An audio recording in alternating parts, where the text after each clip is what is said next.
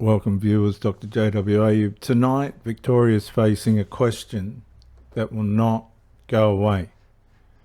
Why has Jacinta Allan refused to report or support a Royal Commission into the CFMEU when the public pressure, media scrutiny and seriousness of the allegations continue to intensify? This is no longer a minor political dispute. This is about public confidence, institutional accountability, union influence, government transparency, and whether Victorians are being given the full picture. When a government refuses deeper scrutiny, the public is entitled to ask harder questions. What is being protected? Who benefits from avoiding a Royal Commission? And why does every attempt to press for answers seem to produce more political pressure, not more clarity? Viewers, this episode does not claim guilt. It demands accountability. Because when the public loses trust, silence does not calm the situation. Silence makes the ring smaller. And right now, Jacinta Allan is on the ropes. Go back to your initial comments about inflation. Now, you've read this consolidated issues document that was reported on Saturday's paper. No, that's not correct. You haven't read that document? Hang on, you're the Minister in charge at the time, it was 2022, that document was first run. You haven't seen those concerns that were expressed? There are in the delivery of major projects, my responsibility as Minister was to ensure that those projects were delivered and that the work was done by agencies to ensure those projects were delivered. If it goes to those claims that were made around the Metro Tunnel, what we know from that time and what we know since is that wages for union workers come with fairer wages, better conditions, safer workplaces, and that is a cost. But that is a cost that is about supporting those workers to do this work. Yeah, but viewers, it's not that much of a cost. Not the cost that we're trying to find out about. Deliver projects, and they are also wages that are struck through enterprise bargaining agreements. Enterprise bargaining agreements. No, this in terms of the inflationary pressures that were experienced on the viewers. I just want to say I've never seen Jacinta Allan look so. The body language is like a boxer on the ropes. She's got nothing left. She has got absolutely nothing left. You watch the body language, the facial expressions, look at the people behind her. There's major concern. She knows more than what she's letting on. The Metro Tunnel, in relation to the inflationary pressures on projects like the Metro Tunnel, they do go to the cost of union worker wages. And those union worker wages come with fairer wages, with better conditions, with safer workplaces as well. And that is a cost. And that is a cost that is delivered through enterprise bargaining agreement. Okay, so she's going round in circles, and the cost isn't what they're trying to find, the money they're trying to find. The cost isn't, it's a relevant statement given the $15 billion that's gone missing. That are struck between the private construction companies and the workforce, and that those enterprise bargaining agreements are required to be properly made through the Fair Work Commission. Fair wages for a fair day's work. We're talking about a shakedown, right? We're talking about a shakedown by corrupt union officials who say, right, we know there's not actually work for these people, but you've got to hire this guy here, you've got to hire this extra kid, by the way, my brother needs a job, and these people all come in and they get paid to actually do bugger all by the taxpayer. Now, this is corrupt behaviour. You must be able to draw a distinction between corruption and just, Now, Jacinta Allan will play the game as long as the attention's not focused towards her. Wages. Well, that is correct. And any criminal behaviour that includes corruption and extortion, as I've said before, should immediately be reported to Victoria Police, who have the... And what if it includes politicians? ...powers to deal with this behaviour. But there is a distinction. Inflationary pressures on projects is not corruption. We have seen around the country, around the world, in recent years, whether it's as a result of global conflict or as a result of the pandemic. We have seen inflationary pressures around materials and wages during that period of time. And independent economists have demonstrated that the inflationary rates here... Okay, so now she's shifting the narrative away from the principal, subject and question. ...in Victoria are lower than the rest of the nation. Now, that is not corruption, that is inflation. And I do draw the distinction between inflation that is as a result of global pressures and wage increases, and corrupt criminal behaviour that is abhorrent, which is why in taking the strong action we have taken is being focused on those elements, exactly those elements that you're concerned about in your question, because it's a concern to me. I'll finish my answer to your first question, Sir Mayor. And then the second point is this. During the delivery of the Metro Tunnel, we could not have possibly predicted that a 1 in 100 year pandemic would come along and... Completely irrelevant. Completely irrelevant. Specifically, are you referring to what figure are you referring to when you talk about inflation versus corruption? What figures are you referring to? Well, if there is any evidence around allegations of corruption, that should be referred to Victoria Police. In terms of the inflation... See, if there's any evidence around corruption, she is just denying the whole reality of the situation, which is not a good sign if you're a criminal investigator.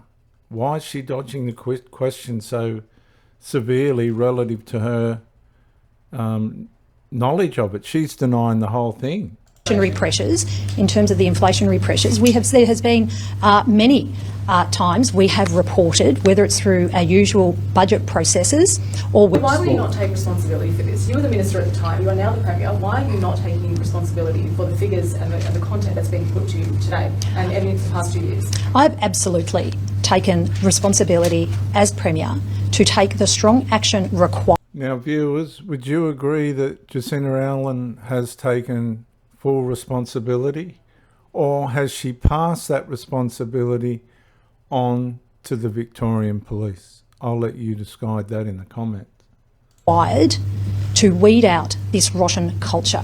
And let me take you through the actors who have the powers to get on, to lay the charges, to weed out this rotten culture as a result of the strong action our government has taken. Last night, did you watch 60 Minutes? Yes. Why did you watch? Well, it went to some important matters regarding the operation of safe workplaces in Victoria, and I am always focused on providing workers with safe and secure workplaces. It's why we are introducing no political, which is why we... You've answered my question. Which is why we are here today announcing... What was the most concerning part of the revelations to you? My focus is always on supporting workers to have safe and secure workplaces. It's why we're here today. So now Jacinta Allan is just spruiking her rehearsed lines. She's not answering the question. This is pure political performance.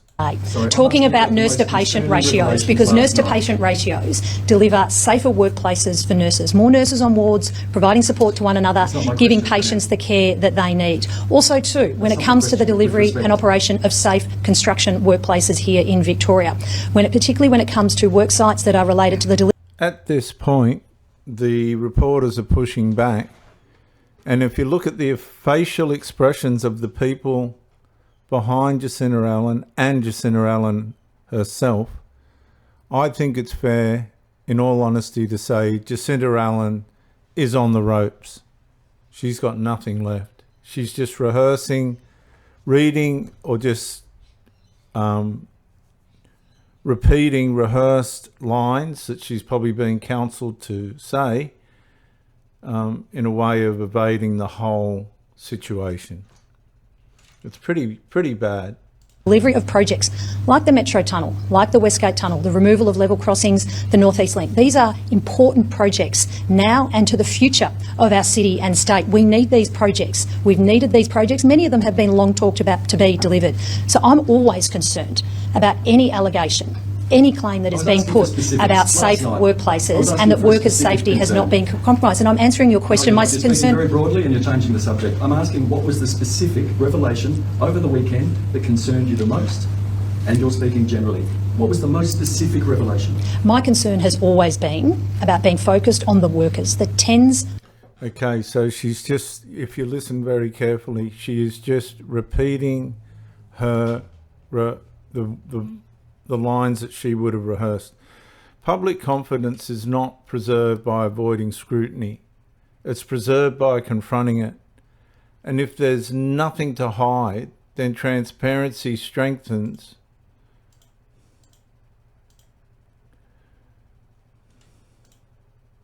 trust. If legitimate questions continue to go unanswered, public confidence inevitably weakens. And the issue is no longer simply whether a Royal Commission should occur, it is whether Victorians can have confidence that every legal allegation has been examined independently, thoroughly, and without political influence. Leadership's measured most clearly when the pressure is greatest, and history rarely remembers those who answered them. Victorians deserve clear explanations, genuine accountability, and institutions that place the public interest above every other consideration. Ultimately, this is not about one politician or one organisation. It is about protecting the integrity of public office and ensuring that confidence in government is earned through openness, not silenced by not sustained silence. The questions remain. The public is watching, and accountability is never optional in a healthy democracy. 1,000 of Victorian construction industry workers who deserve safe workplaces, who deserve fair wages. I watched it last night. What did Jeffrey Watson say about you? Well, when it comes to claims that have been made in the past by Jeffrey Watson, Jeffrey Watson... how he categorised you last night and your behaviour in this. Do you recall what he said? Jeffrey Watson... He said he sees no evidence of you acting responsibly. Is he wrong? He is wrong and answers. Robert Redlick last night. Do you remember what he said about you? I'm sure you can remind me, Paul. You don't recall? I'm sure you can remind me. He said under your watch, corruption is continuing to fester. He said it's shameful.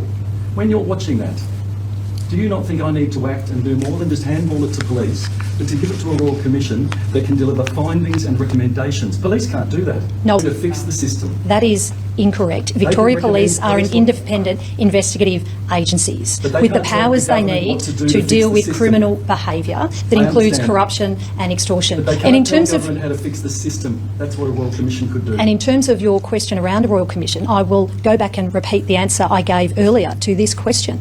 We are taking immediate action. Calls for a Royal Commission.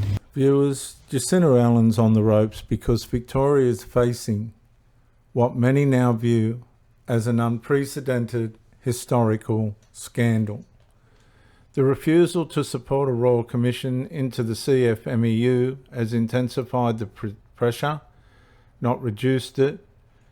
When allegations reach this level of seriousness, ordinary political answers are no longer enough. The public does not need managed language, it needs clarity, evidence and independent scrutiny. And this is not merely a media storm, it is a test of institutional trust.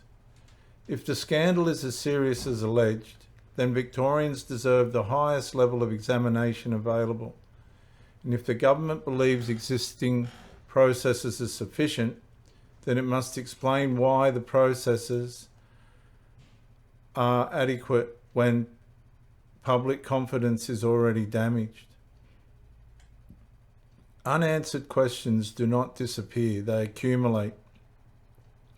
And in that accumulation, the political ring gets smaller. Jacinta Allan is on the ropes because the issue is no longer just the CFMEU. It is about political accountability itself.